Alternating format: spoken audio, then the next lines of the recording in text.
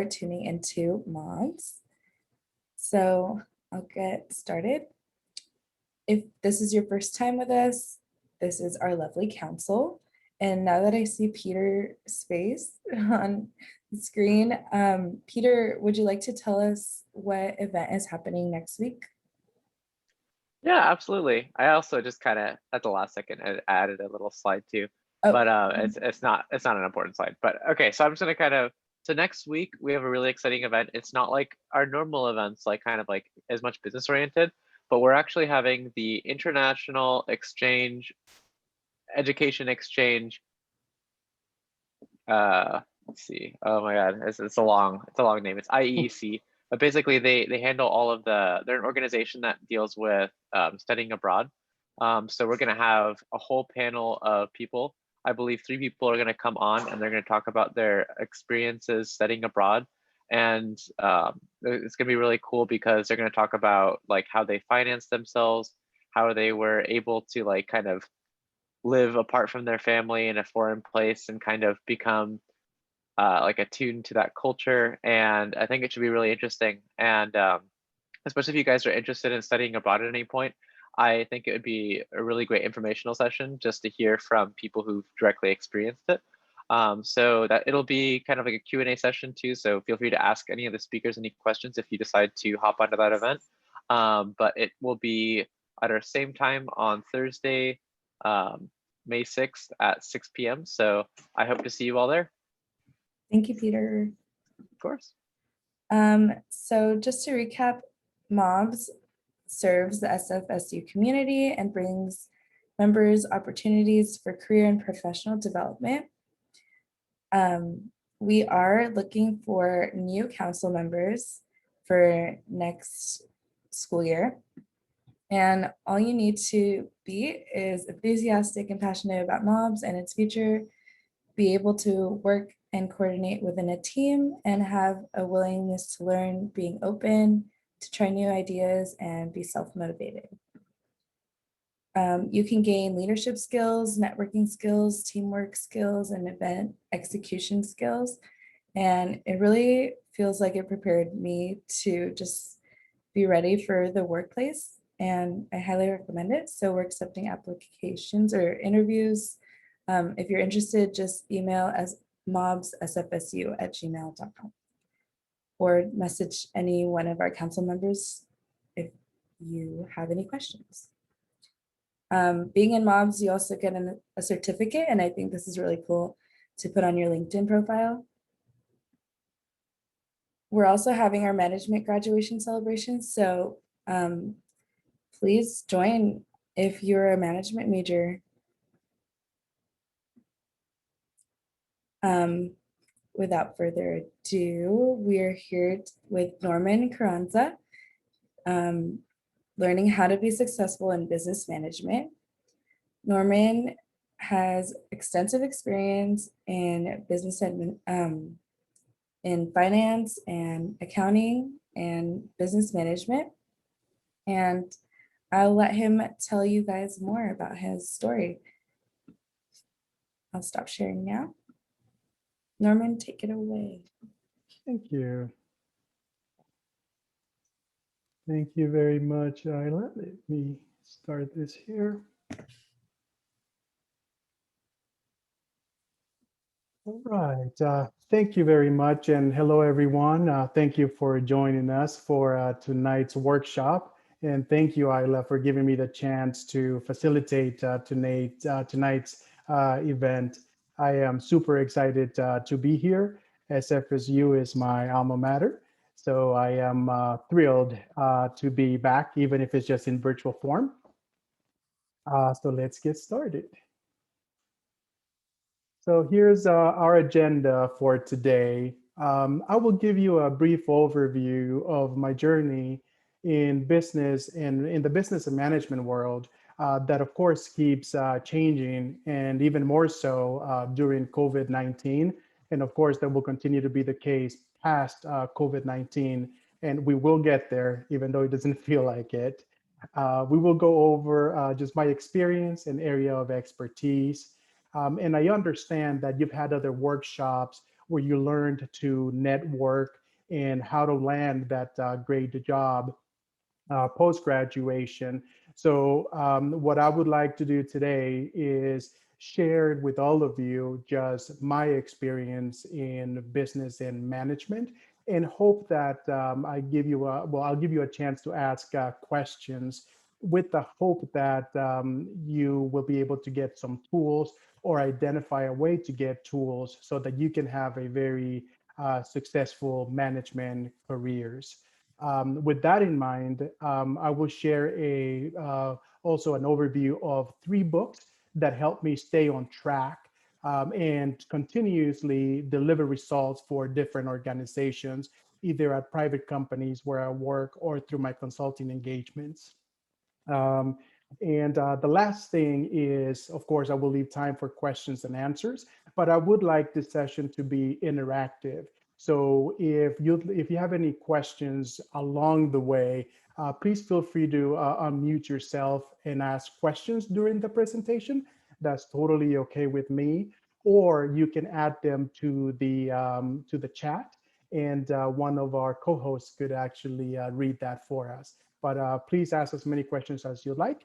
I'm here to share as much as I possibly can. So let's get started. My story begins in Central America. I was born in Managua, Nicaragua. My parents moved me here when I was 15 years old. I moved to San Francisco, and I have been here ever since. Nicaragua is a beautiful place, beautiful beaches, wonderful people. But it is the second poorest country of the Americas, according to the IMF. The reason that I share this is because having been born there and having lived there for 15 years really made me understand that we have wonderful opportunities. All of us have wonderful opportunities here in the US, where that might not be the case in many countries in the world. So I feel very lucky and privileged to have been given this opportunity. And I feel strongly that I was given this opportunity to make a difference in people's lives. And this influences me and it motivates me to succeed and to help others. And that's the reason that I'm sharing a little bit of my background and where I started. Um, so, um, just like I think everyone else, I tried all kinds of different jobs before learning what I like to do, what I was good at, and how I could make an impact in a business. Some of the things that I've tried, of course, I did some. I was a bagger at a Lucky supermarket. I tried being a mechanic apprentice. I tried roofing, although that didn't last very long because I'm afraid of heights. So that didn't last very long.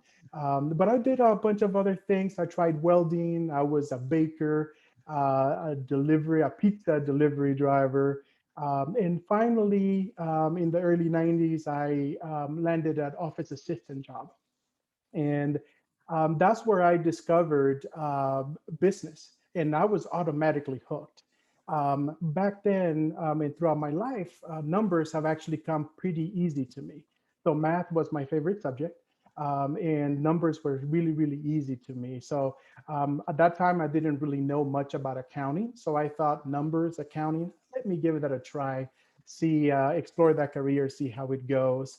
And after that job, I landed my first accounting assistant job. That was in 1999. So that's going quite a bit back. As I was doing accounting, I realized that if I was going to become an effective accountant or accounting professional, I was going to have to get my education, build that foundation, because it was going to be in a checklist that I needed to check. So I started attending CCSF part-time back in the early 2000s. So I mostly worked and I took a class here and there. In 2006, I became an accounting manager. And finally, in 2007, so a very long time later, I obtained my AA from CCSF. Then I became a then in 2009, I actually got my bachelor's degree in business administration with a concentration in accounting from SF State. Then in 2010, I became a controller.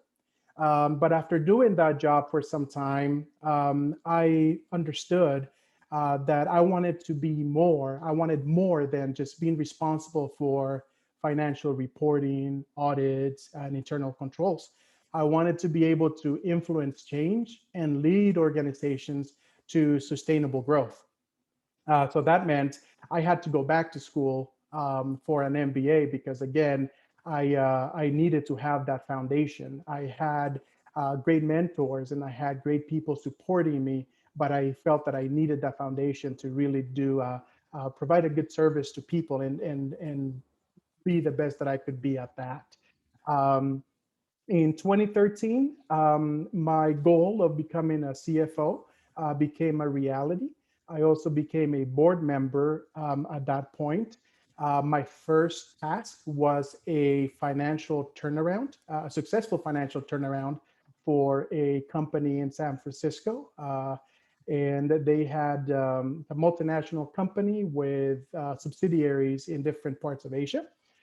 That was very successful, and I've been a CFO since then. I am currently a CFO for Brondell Inc. In 2014, I actually opened a small consulting firm, management consulting, and so I have been working both privately for a company on a in a CFO capacity, but also providing consulting services since then. And the reason that I did that is that I truly enjoy helping small businesses and startups build strong businesses. I love it. I have a passion for it. And I work some crazy long hours, but I'm passionate about it. So it feels like I'm actually playing rather than working. So and that's what I've been doing since then. Now, moving on to my areas of expertise, um, accounting and finance opened the door, many doors for me. FP&A, financial planning and analysis specifically, um, was very good to me in opening doors because through financial modeling, I was able to impress my bosses, executives, and board members.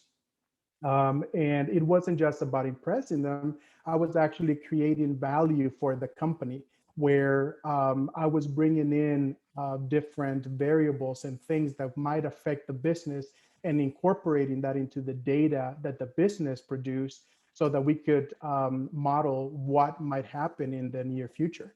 And again, that proved to be really useful information and it allowed me to move up in different positions.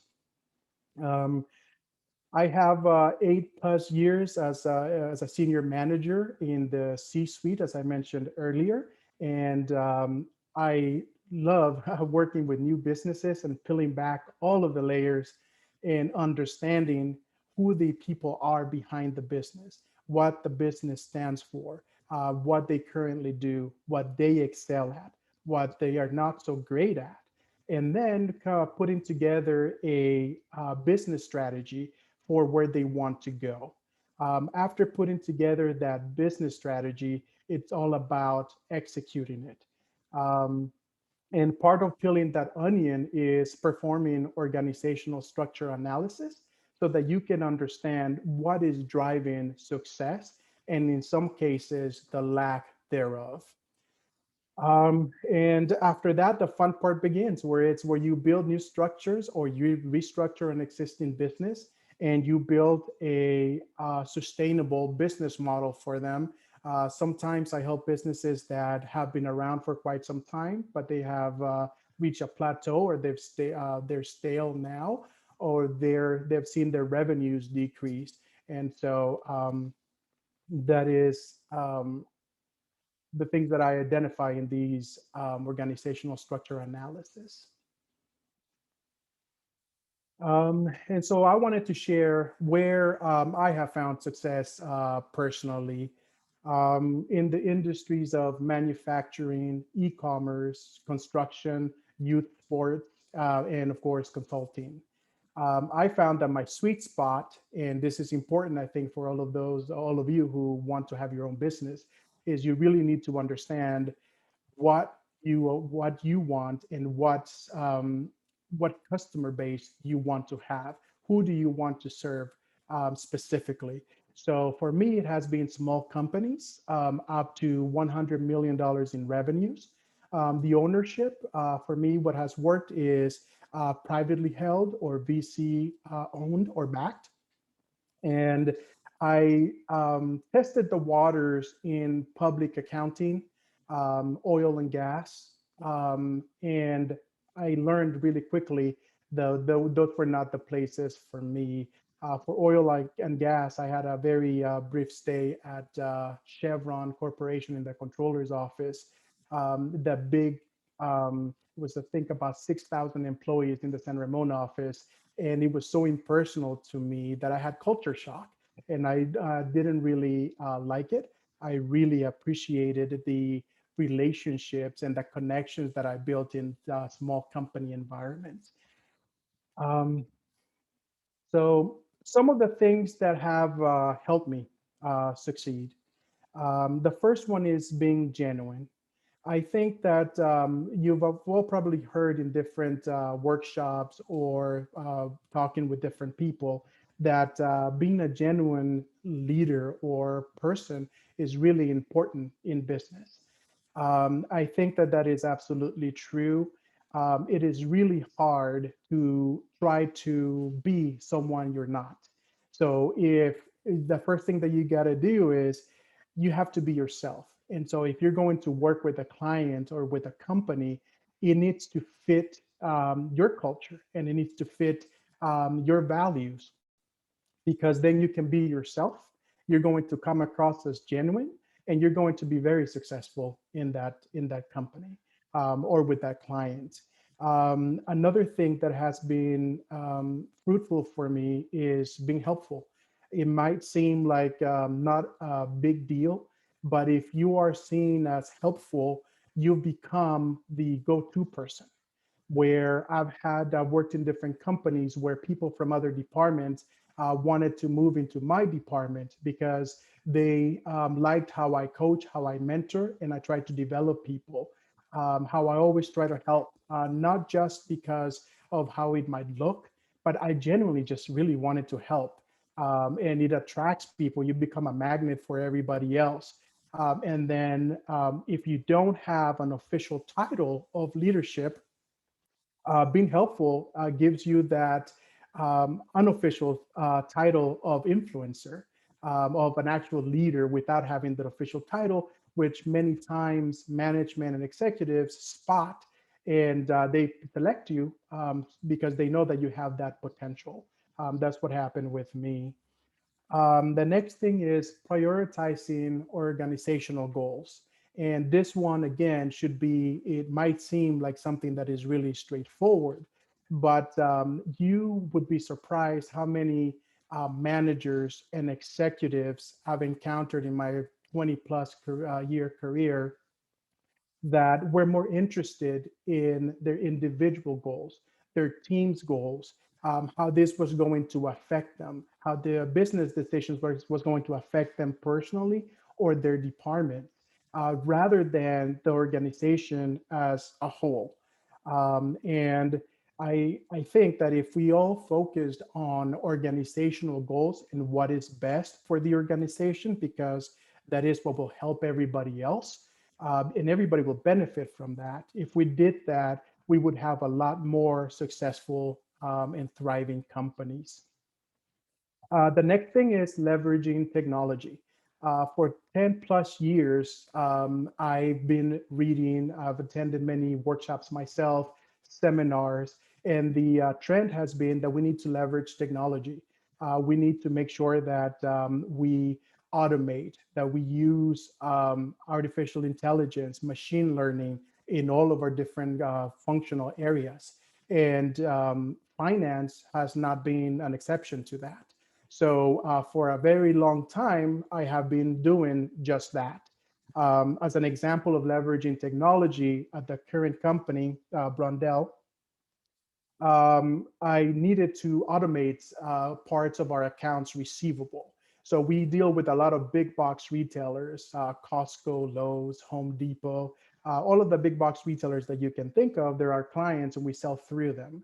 Our accounts receivable team had their hands full because we need to stay on top of our accounts receivable. They would have to log in into those portals and look for thousands of invoices within those portals to make sure that the retail partner received them, that they had not declined or rejected them for any reason, so that we can then only follow up on the invoices that had been declined or had not been received. Well, I implemented High Radius for as part of the technology, and that leverages AI, and what it does is it connects to a lot of these portals where it looks for specific invoices in our ERP, and then it logs into the retail partners portal and it finds those invoices. It identifies that they are there and it brings notes and it says invoice XYZ is scheduled for payment on this date. These are the invoices or the customers that you need to focus on. So we no longer need to spend all of this time searching and doing this repetitive work that is not it's not rewarding. And so by doing that, we were able to speed up a lot of our work and become a lot more efficient. And as we grew, we didn't need to increase our headcount that way. The next thing is coaching and mentoring. This is an area that I'm very passionate about because um, if you help people to grow and to develop and grow alongside the company, they are more than willing to do anything that you need to do for the organization to grow because they know that growth for the company means growth for them. And spending the time with them is very much appreciated. For me, it gives me a lot more pleasure these days to see people thriving and accomplishing things than for me to do them myself. It's just something wonderful to see somebody to spot the potential and to just develop that and to watch them just blossom. I mean, it's something that to me it gives me goosebumps thinking about it because it's really just the most wonderful and rewarding thing that for me it just makes waking up every morning so much better and always easy. And the next thing is leading by example. I always try my very best to lead by example. Many people and many managers, maybe not leaders, but some managers like to tell people what to do and do as I say, but not as I do. And that's, I don't think that that's the right approach. If we are going to expect people to do things, we should do them ourselves as well. And of course, the golden rule, I treat people the way that I want to be treated. And experience and education has absolutely been helpful to me as well. And continuous learning, just understanding that we're never finished with learning. As I mentioned, did the bachelor's, the MBA. I do so many seminars, conferences, because we never really finish learning. There's always so much to learn in all of the different fields and areas. There's always something new. So we need to make sure that we stay sharp and ahead of the curve. And the last thing that I want to mention that has been helpful to me is the content of 3 books. Um, so the first one is the 5 Temptations of a CEO by Patrick Lencioni. Lencioni in this book illustrates the common mistakes that CEOs make, which often causes them to miss the mark. In Being the Boss by Kent Lineback and Linda Hill, They share the 3 areas that all of us as managers need to master in order to become a great manager. And in The Dip by Seth Godin, he teaches that every journey has its challenges. And the secret to being successful in life is to know when to push through those challenges and when it is better to quit and focus those efforts and energy on something else.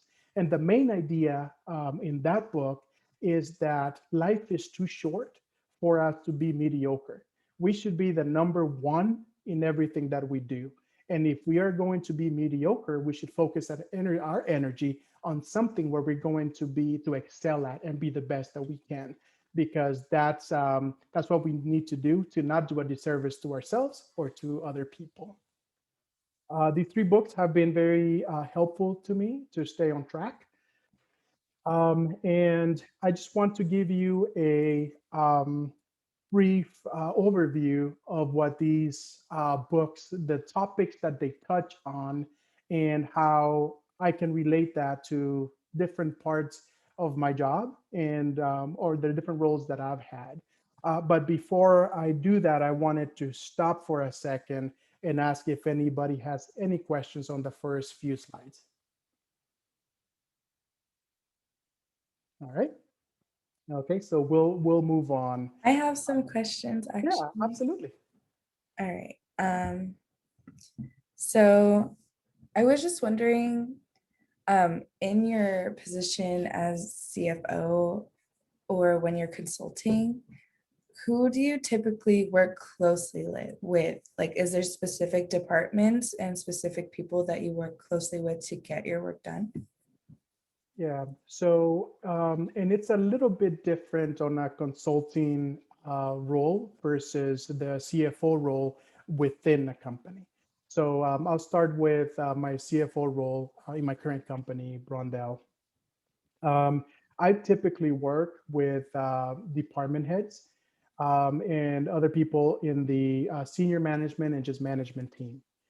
And it typically involves lots of planning meetings. One of the, I think, one of the most rewarding things that we do as a team is coming up with our 5-year strategy and our 5-year strategic plan. So we get together for a number of days and we revise our 5-year strategic plan every year. And in order for us to do that, we have to go to each one of our teams, get all of the ideas that they have to offer, things that they think that we're doing great, things that they think that we could improve on, and we incorporate those things into the strategic plan. And of course, taking into account what's going on in the world and in our business environment. As a consultant, I mostly work with business owners and typically is the business owners or shareholders and boards. And at times, depending on the type of engagement, I might have, like I've had a client who had a very successful business and then all of a sudden it started to go south and he didn't really understand the reason for that. Just going through that organizational structural and analysis, I was able to pinpoint an issue with a couple of his managers. They were inexperienced. They were really put in a position where they had excelled working individually, but they didn't have management skills and leadership skills. So in that engagement, after I did the organizational analysis and delivered the results, they paid me to, as a separate engagement, to coach those managers and to teach them how to become better leaders and how to motivate their people. And things have turned around. They still have me on not on payroll, but they still have me on contract because they have been very successful and they're happy with the results. That's awesome. Thank you. I have like 3 more questions, Oh, if absolutely. that's okay. When you were talking about prioritize organizational goals, is that based on like the company's pay structure, because sometimes there's like performance-based incentives, how do you prioritize organizational goals? Yeah. So just to give you a perfect example, and I have a lot of examples from all the different roles and engagements, but I want to use something more relevant. So I'll keep using the latest one, the company that I'm working with. So I started as the CFO with Brondell a little bit over 3 years ago. Um, the the director of sales has an incentive to sell and to be successful in his role. He had been with the company for over 10 years. I had just started. And he had a pretty good track record. Mhm. And one of the things right away that I noticed is that even though revenues were growing at a pretty nice pace, I thought that they could have been doing better, but it was still growing at a pretty good pace. Um, the margins were suffering. And so his goal, because he did not receive any bonuses because that was not part of the structure, but his goal was that every year he would receive um, he would receive a pretty big bump in salary because he delivered pretty good results. So even though he was delivering the good results, the company wasn't making as much money because they were discounting and having a lot of promotional sales. So the organization had the interest of gaining market share, but in gaining market share, they were giving up profits. And that's not something that's sustainable in the long run. Shareholders don't like that. Board members don't like that. And so I had to change his mind around, or his mindset around what we were trying to do, because it is possible to do both, to gain market share and remain profitable. So one of the first things that I had to do was to ask him to plan out and challenge him. And trust me, he was not happy about this from a new executive because he hadn't received that type of pressure from the CEO in the prior 10 years. So the first thing that I had to do was challenge him. Think about where your growth is going to come from. You maybe at times have been lucky in how you delivered that growth, but you need to be intentional. And we need to have an overall strategy and initiatives that back that strategy. And you need to have done all of the research and work so that this is intentional. It's not an accidental growth spurt that we're having. So after overcoming resistance, which is normal, and going through the exercise with him and seeing the results that we've delivered together over the last 3 years, I have earned his respect. We work really well together, and the company has been growing, has had tremendous growth over the last 3 years, and we have historic profits. And so everybody is happy, and they know that when we challenge each other, we really bring the best out of each other and it benefits all of us. That's awesome. You were able to challenge him and him accept it after the resistance. So was it just like lowering his yearly raises to be distributed, or what exactly was the change? No, the change was actually just making him understand that his salary increases really needed to take into account more than just the top line. It really needed to take into account the bottom line. And the pay structure itself did not change because he was able to deliver even better results because he is in charge of sales. He actually received even a higher increase because of the results that we were able to drive. And it wasn't just the top line, because if your revenues increase but you are not making money, the board is less likely to give you a bigger increase because the monies and the funds are simply not there. It would be fiscally responsible to do that. So he saw the benefit of it, and we're thriving. Wow. Okay. So you challenged him to change his kind of work process and do better in his work. Yeah, sometimes he have found it easier to discount the product rather than to show the customer the value proposition of the product. Mhm. And so it was much easier just to discount it than to do the other one. But doing the extra work actually paid off for everybody. So it was just a little bit of the mental shift and the little bit of extra work that he wasn't used to doing because he had gotten comfortable. It was just that little shift that made the big difference. Wow. Nice. I have two more, but if anyone has any questions, please feel free. I don't want to take all of the time in mine. Does anybody have any?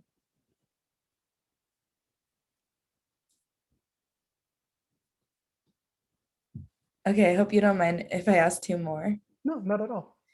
So when you're talking about implementing tech, and your example you gave us at Brondell, at what point did you identify the need and how do you find the actual technology? And was that technology out there or did you need to customize it for your company? Okay. Well, the first thing was you identify it ahead of time. I understood where our sales revenues were, where the level was.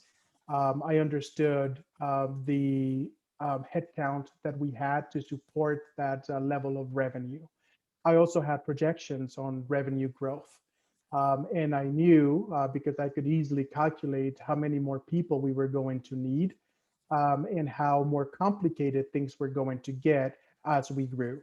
Um, um, Scaling Up is a book about scaling businesses. And that's a really great resource if anybody wants to read that about things. And it's about the stages of growth. So I understood from developing our 5-year strategic plan that we were going to have to change something in the way that we processed things, in the way that we did our work, so that we didn't need to increase headcount the same way that revenues grew, because that would mean that we were not being efficient in our employment or in our deployment of the workforce. So I had identified that beforehand. So with the expectation of revenues growth, I started researching that a couple of years ago. And I attend various seminars and conferences and for CFOs and financial executives. And in a lot of these seminars and workshops, there are the service providers that are looking for business and they demo their products. And so, in addition to doing my own research on different solutions, I also find some solutions through there. I had actually been researching this company that just happened to be a presenter at one of the conferences. So that's just how that happened, where I had spoken with them a few times and they had done a demo for me. Then I saw them at the conference and we were able to form a really good relationship and they gave me a great deal. So we ended up just moving forward with them. That's awesome. That connects to my other question about your continuous learning. How do you find these groups to be involved in and to keep that continuous learning going? How did you find those? Um, I network. I've always attended conferences. A couple of years back, it was all in-person conferences and seminars, and I met a lot of people through there. And in networking with them, speaking with them, they let me in on the different networks that they were in and information that they were getting. And so that's how I get it, basically through networking. So I found more networking through networking. And so in this, two of my favorite places to network in and to participate in, one is called the CFO Leadership Council. It's for CFOs across it's actually worldwide, but mostly through the US. where we exchange ideas. There is a platform where we talk about different challenges and things that we're facing. And we ask each other questions on things. And it's a wonderful place. And they also have an annual conference, and it's a lot of fun to attend that and to see everybody, of course, virtually for the last year and this year, but it's still a lot of fun. And the other one is called FENG, Financial Executives Networking Group. And where that one is for people who are looking for work. And you also get to network. I am not looking for work myself, but I like to connect people with each other. And a lot of times being helpful to other people and letting them know where there are openings and making introductions, it's very rewarding for me. So I attend biweekly meetings with that network as well. Nice. So it'd be good to find some, like, whatever positions that you're interested in, join them to keep that continuous learning. All right, that's all my questions. Thank you Okay. so much. All right. You're very welcome. My pleasure. All right. So next, I'll just give you the brief overview on the books, like I said, and how that relates to a little bit of what I've done in my experience. So the first one is choosing status over result. This one is very common. Actually, I think many of them are very common, but this one specifically is about letting something else other than result drive your decision making and drive what you do. Ego is one of the big things that drives things for the wrong reasons. Um, as an example of how this can go wrong, not from this company, but from a prior company. The CEO of that company had 40 years of industry experience. And she felt that she knew absolutely everything about the industry. She was well connected, knew everybody in the industry. And when I, as a junior member of the finance team, developed some financial models to identify some um, trends and some threats that were in the horizon that called for us making some changes when business was booming. She found it very offensive that I would suggest that business was going to decline in the near future when everything was booming. She was not going to have somebody so junior tell her what the industry was going to do because she was the expert and did not listen to the detriment of that company. That company ended up going into some steady declines. And that was because of the 2007, 2008 recession. And the changes that we could have made a year and a half before were not made. So when the recession hit, the company was hit hard, and it brought it to the brink of bankruptcy. And simply because she let her ego drive that decision and not really take it into consideration and take it seriously to understand that there was something there that perhaps looking at some of the options that I was suggesting might have been an okay idea.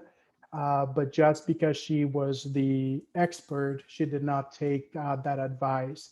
And that's an example of how choosing that status, I am the CEO, it's not the greatest things. And this is what all of these temptations are things that make managers miss the mark and not deliver results. If you get a chance to read the book, it's a really fun, short book. You'll probably get through it in about half an hour. And it takes you through a fable about a CEO who is struggling because he's attending a board meeting and he hasn't been doing so great. So a lot of managers find themselves wanting to move when, again, it is their position, it is their reputation that's at stake, rather than letting the results that they drive for the business drive those decisions and their efforts. Norman, Andrea has a question. Sure. Yeah, I just wanted to ask you, when your boss, you came up with this idea, you thought it was great, you took it to your boss and they kind of squashed you. And how did you handle that professionally? Because I feel like we kind of deal with that a lot as, college students or younger, lower on the totem pole people. Oh, absolutely. I think that, again, because for me, everything it's about the organization. I think that I can find a job anywhere, and it's not about the job itself. It's about the impact of things in the organization. So I was really disturbed because of what it could mean for the company. I had worked in that company for about 10 years, about 8 years at the time, and I knew a lot of people there. I knew a lot of the families, and I knew that this could mean some layoffs at some point. And I was really troubled by the what I saw as irresponsible and negligence of not listening and not doing what they needed to do, not for me, not for her, but for the organization and all of the stakeholders. So that is one of the reasons that I decided that I wanted to take the information and the results of my studies and to drive the results and to influence change. And that's when I decided that I wanted to be a CFO. Because at that level, I could influence change and I could warn people. I would have more say, unfortunately, as a more senior member of the executive team. I would have more pull and I would be able to help them um, avoid the cliffs that they were walking right up to. Thank you. You're welcome. Okay. The second temptation is choosing popularity over accountability. And this one, I think that we can all fall into really quickly because it is human nature to want to be liked. We all want to be liked, and we many times want to be popular. And choosing that over accountability is very detrimental. Um, so I think that accountability is crucial in an organization. We need to make sure that we have the right people in the right roles across the entire organization. That's the first thing, having the right people in the right roles. And the second thing is we need to have great managers and leaders who coach those people to be able to deliver the results, to be able to hold people accountable if they don't deliver those results. And just to clarify, holding people accountable doesn't mean firing people.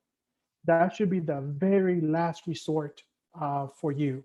Holding people accountable really means setting out really clear goals and objectives for people, letting them know from the moment that you recruit them what the mission is, making sure that they are engaged with the mission, that the mission drives them, giving them those clear goals and expectations, removing obstacles for them, and making sure that they stay on track, helping them stay on track.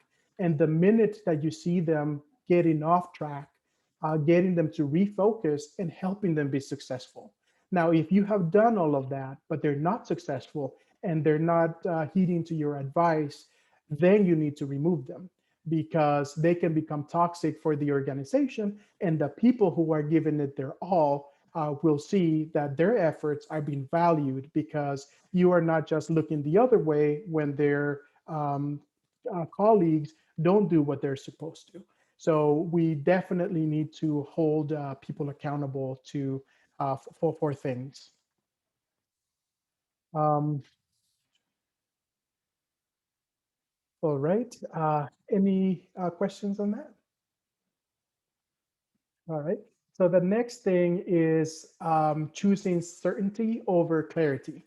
So one of the things that is going to be expected of you as managers and leaders is to make decisions when you don't have perfect information.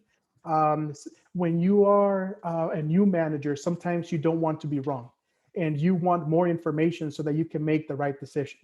Well, business moves really fast, and especially post COVID, we don't have the time, not all the time, but many times we don't have sufficient time to wait for the perfect information to come along. So people will need you to make decisions without you having the perfect information. An example of that is with Brondell. We had a small company in Puerto Rico approach us, and they had a contract with the Department of Education in Puerto Rico for a product. They wanted to make a proposal on a product that we had just launched. We sell an air purifier that is certified by the FDA to kill 99.9% of the coronavirus, COVID-19 virus. And Puerto Rico is trying to get all the kids back to school. And so they were going to be sourcing these units. So this company was small. So it was my job to vet them. And so I do a pretty good background check on the company, on the owners. And I do a credit check on the organization and the owners as well. We didn't know them, and their credit report came back. The corporation's credit report came back as very risky from Dun & Bradstreet, the credit reporting agency. And we didn't know what was going on. We didn't know who they really were. We didn't know if the contract with the Department of Education was real or not. We didn't know if that contract, if it was real, if it was going to materialize. But the deal was for $15 million. And so that was a pretty big deal for us. But it also meant that we were going to be exposing or taking a risk on $15 million. So we had a couple of choices. Either we pass or we move on with the project with the hope of reaping the benefits of that $15 million deal. I didn't have time to wait for perfect information to be able to get in contact with all the right people in the Department of Education, although we tried. So I had to make a decision. Do we move forward or not? So I ended up making the decision to move forward and to structure the deal in a way that it was staged so that our overall exposure would be limited. And so I came up with the idea that they could come up with a financial agreement bond where they, through this bond, an insurance company would guarantee us a payment of a specific amount if the goods that we were going to be releasing to the company and was not paid for by the small company. That was a very affordable option for them, and it allowed the deal to go through. So we are $3 million into the deal now, and we are staging it where it's about $2 million a month that we're selling, and we're installing for them. So again, it could have been easy not to want to make the mistake of that size, but the opportunities were just too great to pass, and all we had to do was look for solutions to mitigate some of that risk. All right, the next temptation is choosing harmony over productive conflict. This one is a very sensitive one, and I think it's very self-explanatory that a lot of people like to avoid conflict. So I'll give you just the example of this one.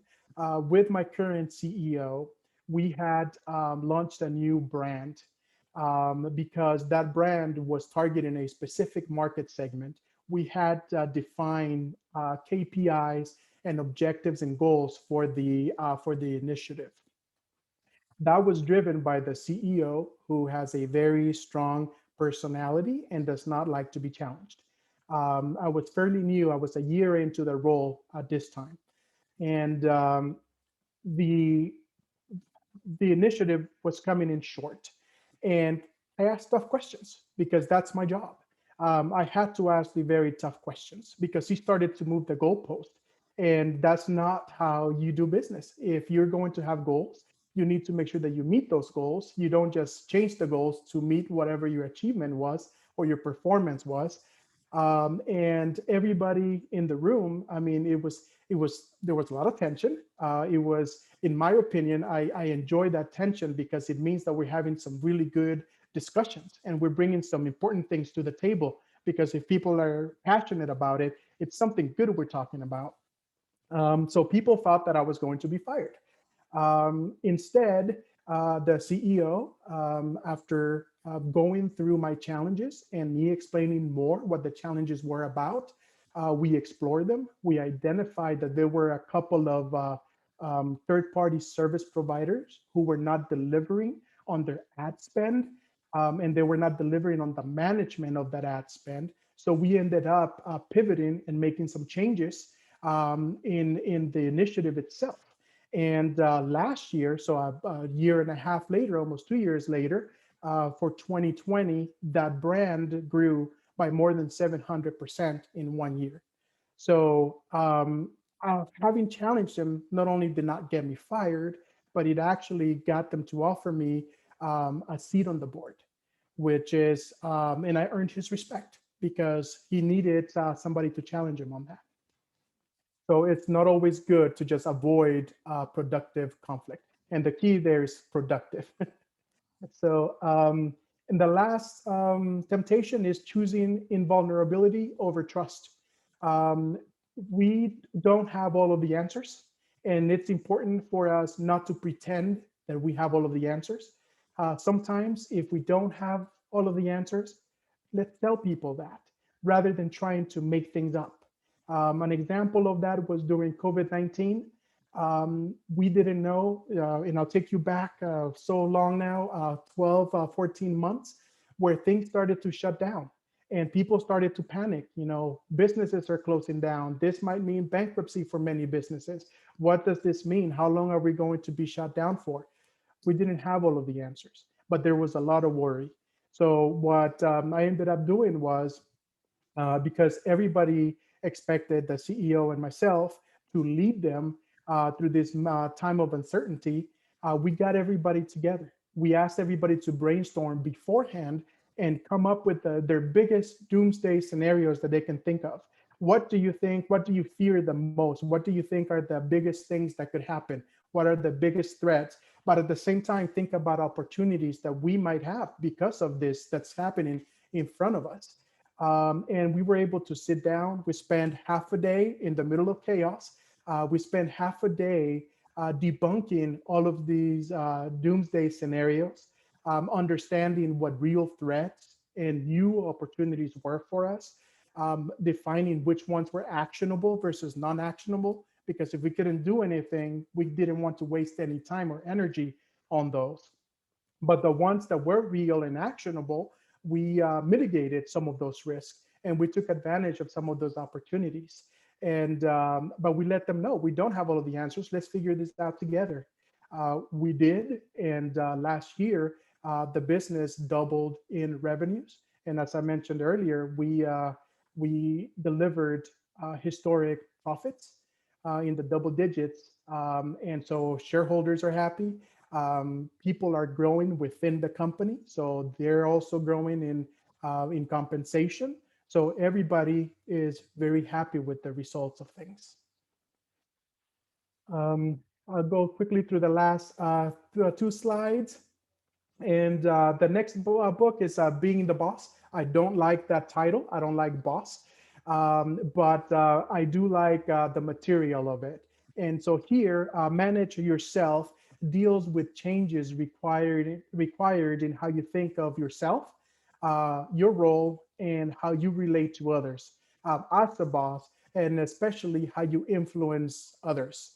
A lot of times people don't understand that they need to change and that they need to first change some things in themselves in order to become great managers.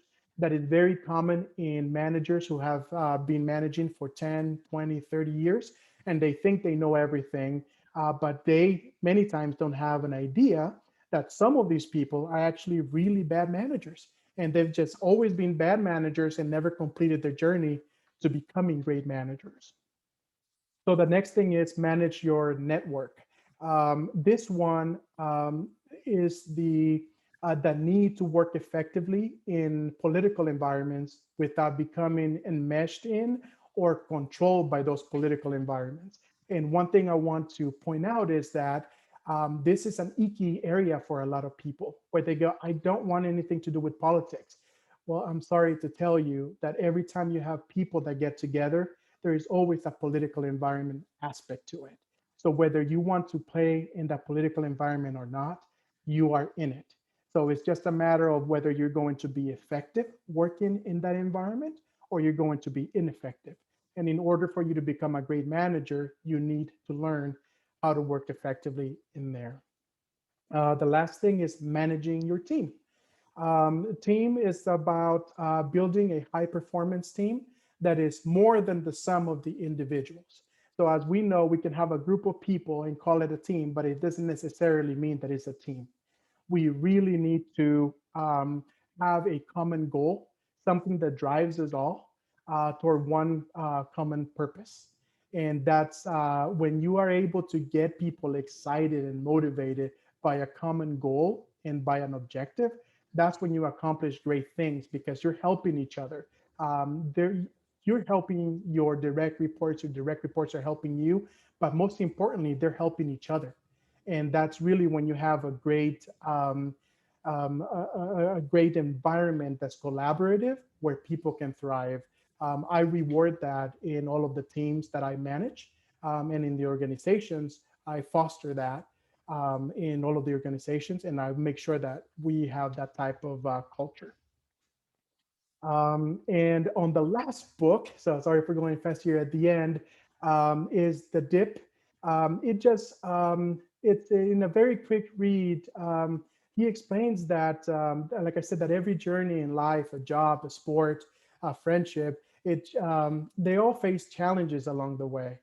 And the key to being successful in life, like I said, it's to know when to push hard toward excellence and when to move on because there just isn't sufficient reward for you.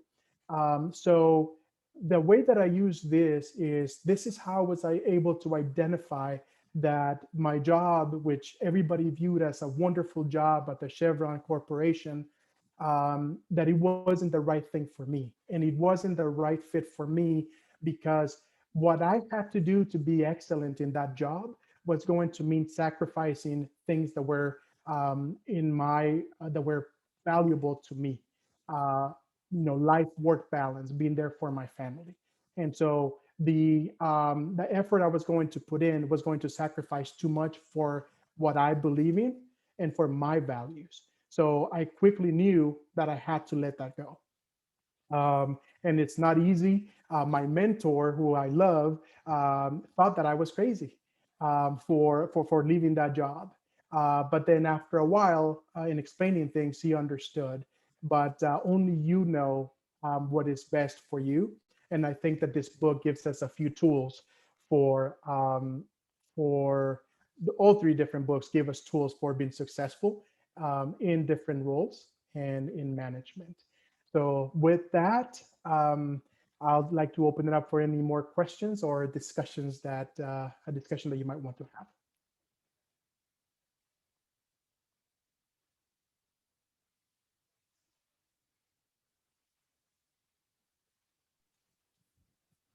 That was a really great presentation, and I just want to say I appreciate your time. If there's any more questions, maybe now's the time to say it. So if not, then this is great. Like Natalia said, for sharing all your experiences and valuable insight. I really like the real world examples too. Gives me a better sense of like how you really need to be strategic, and all those tools you gave us was great. I'm excited to share this with more people. Excellent. Thank you so much. And I'm sorry, I just realized that I went over 8 minutes and I apologize for taking more of the time than I'm we had sorry. scheduled. Oh, don't apologize. We appreciate all your time you're giving us.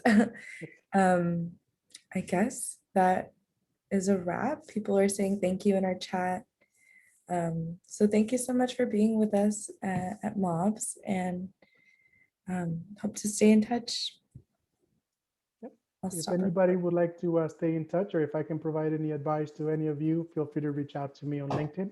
I'll be happy to share any knowledge or any